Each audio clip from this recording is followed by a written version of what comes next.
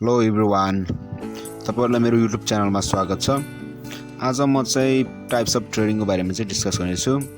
यदि तपाईहरु चाहिँ अब कमोडिटी मार्केट, फरेक्स मार्केट अनि त्यसपछि अनि नेपाली स्टक मार्केटमा चाहिँ इन्ट्राडे अथवा पोजिशनल ट्रेडिङ गर्दै हुनुहुन्छ भने अथवा ट्रेडिङ सिक्दै हुनुहुन्छ अथवा सिक्न चाहनुहुन्छ भने चाहिँ तपाईहरु एकदम राइट च्यानलमा आउनु भएको छ। म चाहिँ ट्रेडिङ रिलेटेड भिडियोहरु चाहिँ रेगुलर रूपमा बनाउँछु र अनि बनाउँदै जानेछु। कृपया भिडियोलाई चाहिँ अन्तिमसम्म हेरेर साथ दिनु होला। बेसिकली चाहिँ अब ट्रेडिङ चाहिँ चार प्रकारको हुन्छ।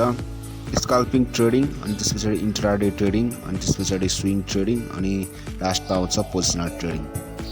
अब स्काल्पिङ ट्रेडिङ भनेको चाहिँ के हो भन्दाखेरि चाहिँ अब चार्टमा चाहिँ अब 1 मिनेटको टाइम फ्रेमले हेरेर चाहिँ अब कुनै पनि अब टेक्निकल एनालाइसिसको थ्रुबाट चाहिँ अब मार्केटलाई एनालाइसिस गरेर चाहिँ अब ट्रेड लिने गर्छ।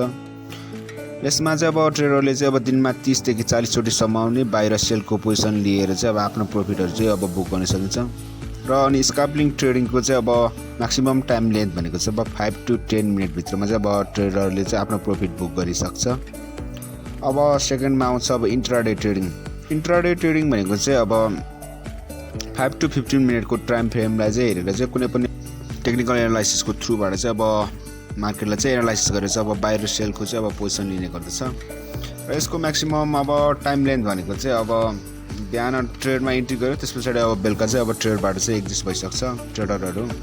अब फोर्थमा आउँछ अब स्विङ ट्रेडिङ। स्विङ ट्रेडिङ भनेको चाहिँ अब ट्रेडरहरूले चाहिँ अब 1 to 4 आवरको टाइम फ्रेमलाई हेरेर चाहिँ अब कुनै पनि अब टेक्निकल एनालाइसिसको थ्रुबाट चाहिँ अब मार्केटलाई एनालाइसिस गरेर चाहिँ अब ट्रेडरहरूले चाहिँ बाहिर सेलको चाहिँ अब पोजिसन लिने गर्दछ। स्विङ ट्रेडमा चाहिँ अब म्याक्सिमम टाइम लेन्थ भनेको चाहिँ अब 24 आवरदेखि चाहिँ अब 3-4 दिन अथवा हप्ता दिनसम्म पनि जान सक्छ त्यो आफ्नो टार्गेट एचिभ गर्नको लागि चाहिँ।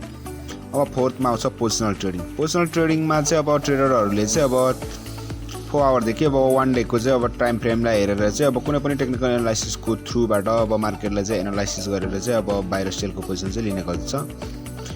र पोजिसनल ट्रेडमा चाहिँ अब म्याक्सिमम टाइम लेन्थ भनेको चाहिँ अब हप्ता अनि अब महिना, अब कहिलेकाहीँ चाहिँ अब वर्षौंसम्म पनि जाने गर्दछ।